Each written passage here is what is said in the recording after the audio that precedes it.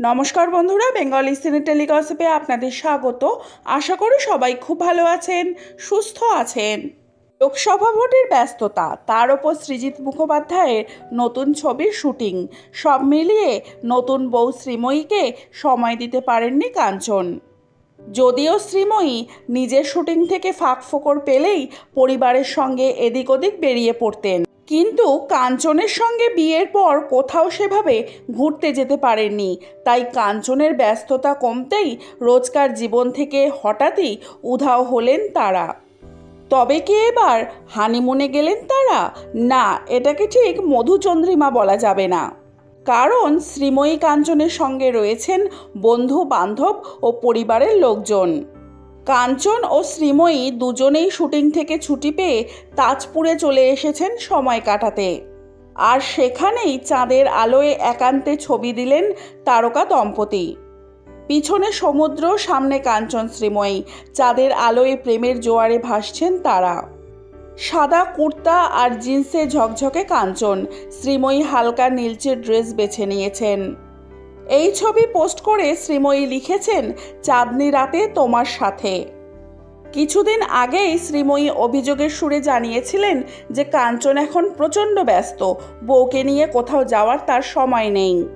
ভোটের কাজ মিটতে না মিটতেই সৃজিত মুখোপাধ্যায়ের নতুন ছবি সত্যি বলে সত্যি কিছু নেইতে রয়েছেন কাঞ্চন, আর সেই ছবির শুটিংই চলছে জোর কদমে।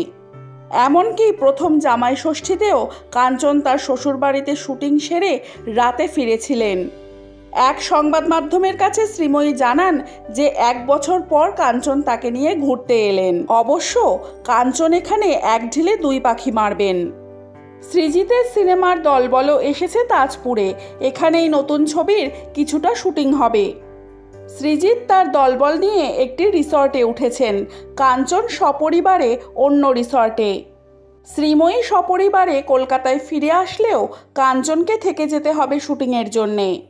চলতি বছরের 14ই ফেব্রুয়ারি ভ্যালেন্টাইন্স ডের দিন শ্রীময়ী আর কাঞ্চন করে নেন আইনি বিয়ে, আর মার্চে হয় সামাজিক বিয়ে। প্রথম থেকেই চর্চায় তাদের এই সম্পর্ক। নিন্দুকদের মতে শ্রীময়ীর সঙ্গে পরকীয়ায় জড়িয়েই পিঙ্কির সঙ্গে দূরত্ব বেড়েছিল কাঞ্চনের। তবে এই সব অতীতকে ভুলে কাঞ্চন শ্রীময়ী চুটিয়ে সংসার করছেন। তবে এবছর পুজোর পর কালী পুজোর আগেই দুজনে যেতে পারেন মধুচন্দ্রিমায়। বিনোদন জগতের নানান আপডেট পেতে হলে আমার চ্যানেলটিকে সাবস্ক্রাইব করে রাখুন। ভিডিওটি ভালো লাগলে লাইক, কমেন্ট, শেয়ার করতে ভুলবেন না। আজকের ভিডিওটি এই পর্যন্ত। ভালো থাকবেন, সুস্থ থাকবেন, দেখা হবে পরবর্তী ভিডিওয়। ততক্ষণের জন্য টাটা।